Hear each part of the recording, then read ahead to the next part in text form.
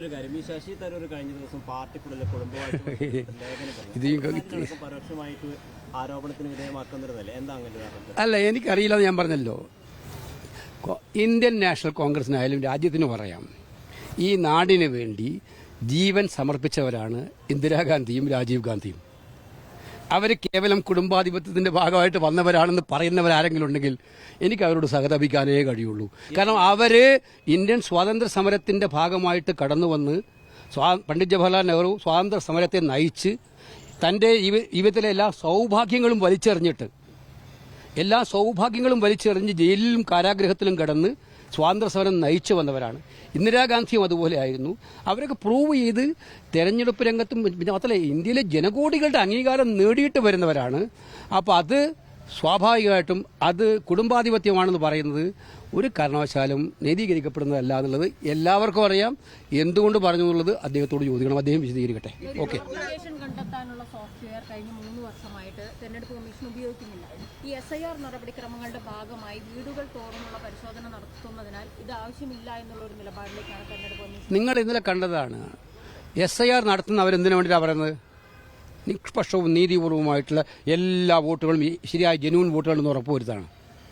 ഞങ്ങളുടെ ബീഹാർ അനുഭവത്തിൽ ഞങ്ങൾ പറഞ്ഞതാണ്, ഇന്നലെ കാണിച്ചതാണ്, അവർ രേഖാമൂലം പറഞ്ഞതാണ്, മുൻപിൽ എല്ലാവരുടെയും മുന്നിൽ വന്ന് പ്രദർശിച്ചാണ്. പല ആളുകളുടെയും ഇന്ന് ഞാൻ കണ്ടു പല മാധ്യമങ്ങളും ഇങ്ങനെ പറയുന്ന പല മാധ്യമങ്ങളുടെ റിപ്പോർട്ട് മലയാള മാധ്യമങ്ങൾ തന്നെ എഴുതിക്കൊണ്ടു നേരിട്ട് അവരുടെ പോയി വോട്ട് നിഷേധിപ്പിച്ചപ്പെട്ടതായിട്ട്. ഇത് യാഥാർത്ഥ്യമായ കാര്യമാണ്. SIR എന്ന് പറഞ്ഞത് ടാർഗറ്റഡ് ഡിലീഷൻ. എന്റെ ചോദ്യം അതല്ലെന്നേ. ഭൂരിപക്ഷം രാഷ്ട്രീയ പാർട്ടികളും പറയുന്നത് ഇലക്ഷൻ കമ്മീഷൻ എന്തുകൊണ്ട് ചെവിക്കൊള്ളുന്നില്ല? ഇലക്ഷൻ കമ്മീഷൻ ആരെയാണ് കേൾക്കുന്നത്? അപ്പോൾ സാധാരണ തിരഞ്ഞെടുപ്പ് ഘട്ടങ്ങളിൽ രാഷ്ട്രീയ പാർട്ടികളുമായിട്ട് കൂടി ചേർന്നിട്ടാണ് തിരഞ്ഞെടുപ്പ് കമ്മീഷൻ നോംസും കണ്ടീഷനും ഒക്കെ ഉണ്ടാക്കാറുള്ളത്. അതാണ് ഇന്ത്യയിലെ അനുഭവങ്ങൾ. ഇത് രാഷ്ട്രീയ പാർട്ടികളെല്ലാം കള്ളം പറയുകയാണെന്നാണോ പറയുന്നത് അദ്ദേഹം? രാഷ്ട്രീയ പാർട്ടികളെല്ലാം മോശം പറയുകയാണ്. അതിപ്പോൾ നിങ്ങൾക്ക് മലയാളം മീഡിയക്ക് അറിയാലോ, നിങ്ങളെല്ലാം എടുത്തു കൊടുത്ത് അത് ഞങ്ങൾക്കല്ല ഉത്തരവാദിത്വം. അത് കേരളത്തിലെ മീഡിയയാണ് ഗോപാലകൃഷ്ണന്റെ വീഡിയോ എടുത്തു കൊടുത്ത് അത് വ്യാജമാണോ എന്ന് നിങ്ങൾ തന്നെ പറയട്ടെ. ഗോപാലകൃഷ്ണന്റെ പ്രതികരണം വന്നിട്ടില്ല, രാഹുൽ ഗാന്ധിയുടെ സഹതാപം എന്നാണ് പറയുന്നത്. അത് ഞാൻ മറുപടി പറയുന്നില്ല.